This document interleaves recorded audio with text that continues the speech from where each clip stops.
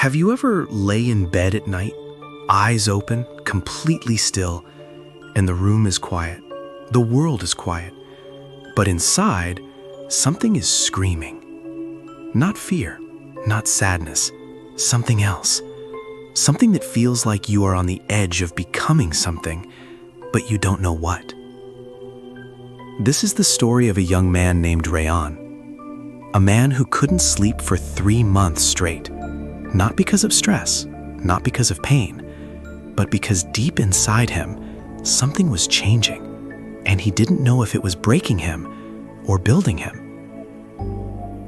Part 2, the character. Rayan was 24, not rich, not famous, just average. He worked a job he didn't love. He scrolled his phone until 1 a.m. every night. He had big dreams, the same dreams he had 3 years ago, still unstarted. People liked him. He was friendly, quiet, polite. But inside, something was always off. He had this feeling, like he was watching his own life from outside his body, like someone else was living it, like he was just waiting for something to happen to him.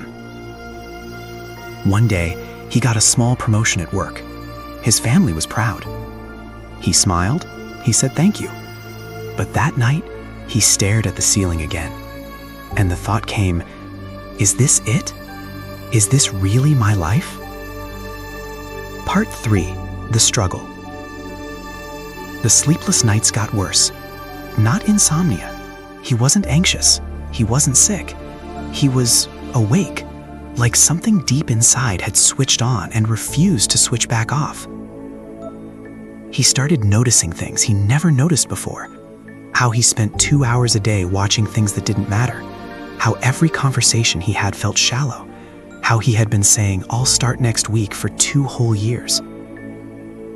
The worst part wasn't realizing these things. The worst part was, he still didn't stop. He knew he was wasting himself. He saw it clearly now, but knowing it didn't change it. He felt like a man standing at the door of a new life, hand on the handle, but unable to push it open. One morning at 3 a.m., he sat up in bed and whispered to no one, "What is wrong with me?" Part 4, the turning point. The next morning, unable to sleep, he walked outside before sunrise. The streets were empty. The air was cold and clean. The sky was that deep blue color, the kind that exists only between night and day. He sat down on a bench near a small park. An old man was already there, a newspaper folded in his lap, tea in a small thermos, eyes closed, completely still. Rayan didn't want to talk, but the old man spoke first. "You look tired," the man said without opening his eyes. Rayan laughed softly. "I can't sleep."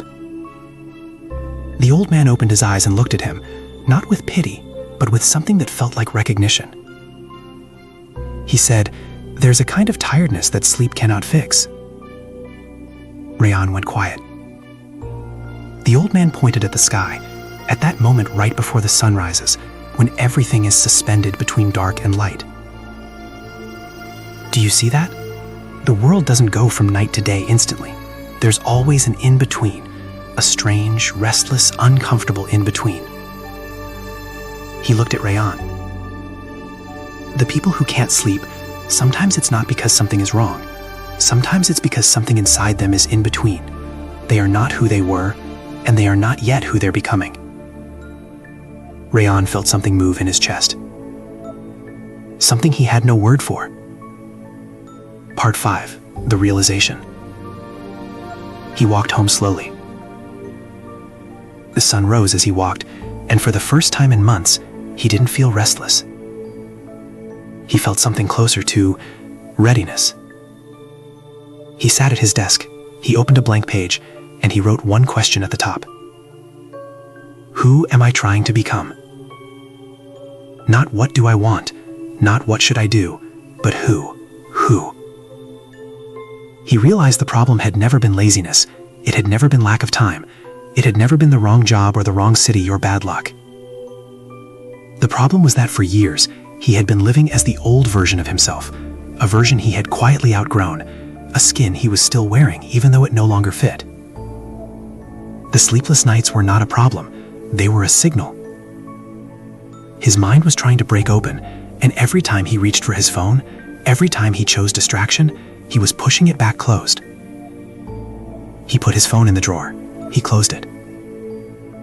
He sat in the silence, and for the first time in years, he let himself feel who he was becoming. Part 6. The lesson. Here is what Rayan learned, and what I want to leave with you today. Growth is not always loud. Sometimes it looks like restlessness, like confusion, like not being able to sleep even when you're exhausted. When you start to feel that discomfort, that deep, quiet unease, it doesn't mean something is wrong with you. It means you have started to see yourself more clearly than before. And the most dangerous thing you can do in that moment is distract yourself back to sleep. Because the version of you that is waking up inside, it is not patient forever.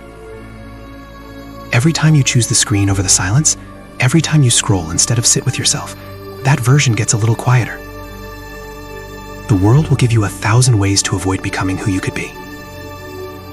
Your only job is to stay in the discomfort long enough to come out the other side. Part 7. The ending and CTA. Rayan still has hard nights sometimes. He still has moments of doubt, moments where the old version of him tries to pull him back.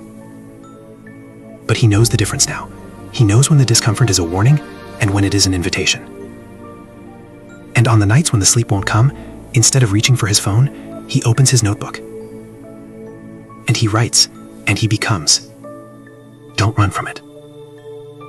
You are not broken. You are becoming.